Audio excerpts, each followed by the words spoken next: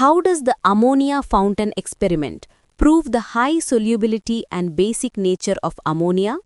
വെള്ളം ഒരു ഫൗണ്ടൻ പോലെ മുകളിലേക്ക് ഒഴുകുന്നത് നിങ്ങൾ എപ്പോഴെങ്കിലും കണ്ടിട്ടുണ്ടോ? ഇതൊരു മാജിക് അല്ല, ഇതാണ് അമോണിയ ഫൗണ്ടൻ എക്സ്പെരിമെന്റ്. ഇതിനായി ഡ്രൈ അമോണിയ ഗ്യാസ് നിറച്ച ഒരു റൗണ്ട് ബോട്ടം ഫ്ലാസ്കാണ് നമ്മൾ എടുക്കുന്നത്. ഈ ഫ്ലാസ്കിന്റെ വായ്ഭാഗത്ത് ഒരു ജെറ്റ് ട്യൂബ് ഘടിപ്പിച്ചിട്ടുണ്ടാകും. താഴെയുള്ള ബീക്കറിൽ ഫിനോൾഫ്തലീൻ ഇൻഡിക്കേറ്റർ ചേർത്ത് വെള്ളം വെച്ചിട്ടുണ്ടാകും.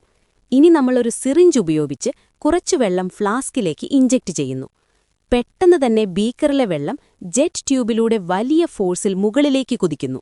ഫ്ലാസ്കിനുള്ളിലെത്തുമ്പോൾ അത് മനോഹരമായൊരു പിങ്ക് ഫൗണ്ടനായി മാറുന്നു.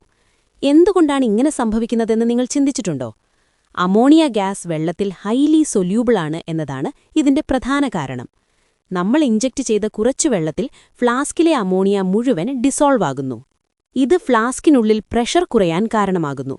പുറത്തെ അറ്റ്മോസ്ഫിയറിക് പ്രഷർ കൂടുതലായതുകൊണ്ട് വെള്ളം മുകളിലേക്ക് തള്ളപ്പെടുന്നു. എന്നാൽ വെള്ളം എന്തിനാണ് പിങ്ക് കളറായത് എന്ന് നോക്കാം. അമോണിയ ബേസിക് നേച്ചറുള്ള ഒരു ഗ്യാസാണ്.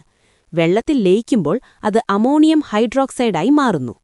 ഫിനോൾഫ്തലീൻ ബേസിക് സൊല്യൂഷനിൽ പിങ്ക് നിറം നൽകുന്നു. അതുകൊണ്ടാണ് നമുക്ക് ആ മനോഹരമായ പിങ്ക് ഫൗണ്ടൻ കാണാൻ കഴിയുന്നത്. ഈ എക്സ്പെരിമെന്റ് അമോണിയയുടെ 2 ഗുണങ്ങളെ തെളിയിക്കുന്നു. 1. അമോണിയ വെള്ളത്തിൽ നന്നായി ലയിക്കുന്നു. 2. അമോണിയയ്ക്ക് ബേസിക് സ്വഭാവമുണ്ട്. SSLC കെമിസ്ട്രി എക്സാമിന് സ്ഥിരമായി ചോദിക്കുന്ന ഒരു ചോദ്യമാണിത്. അമോണിയയെ ഡ്രൈ ചെയ്യാൻ നമ്മൾ കോൺസെൻട്രേറ്റഡ് സൾഫ്യൂരിക് ആസിഡ് ഉപയോഗിക്കാറില്ല. കാരണം അമോണിയ ബേസിക് ആയതുകൊണ്ട് ആസിഡുമായി റിയാക്ട് ചെയ്യും. പകരം ക്വിക്ക് ലൈം അഥവാ കാൽസ്യം ഓക്സൈഡാണ് ഡ്രൈയിങ് ഏജന്റായി ഉപയോഗിക്കുന്നത്. ഗ്യാസ് ലോസും സൊല്യൂബിലിറ്റിയും എങ്ങനെ ബന്ധപ്പെട്ടിരിക്കുന്നു എന്ന് ഇതിൽ നിന്ന് മനസ്സിലാക്കാം. സയൻസ് ക്ലാസ്സിൽ മാത്രം കാണുന്ന ഈ മാജിക് ഓർമ്മിച്ചു വയ്ക്കാൻ എളുപ്പമാണ്. പരീക്ഷയ്ക്ക് ഈ ചോദ്യം വന്നാൽ ഇനി ഉത്തരം തെറ്റില്ലല്ലോ. കൂടുതൽ കെമിസ്ട്രി പരീക്ഷണങ്ങൾക്കായി ചാനൽ സബ്സ്ക്രൈബ് ചെയ്യാൻ മറക്കരുത്. അടുത്തതായി ഏത് വിഷയത്തെക്കുറിച്ചുള്ള വീഡിയോ ആണ് നിങ്ങൾ ആഗ്രഹിക്കുന്നത്? നിങ്ങളുടെ അഭിപ്രായങ്ങൾ കമന്റ് ചെയ്യൂ.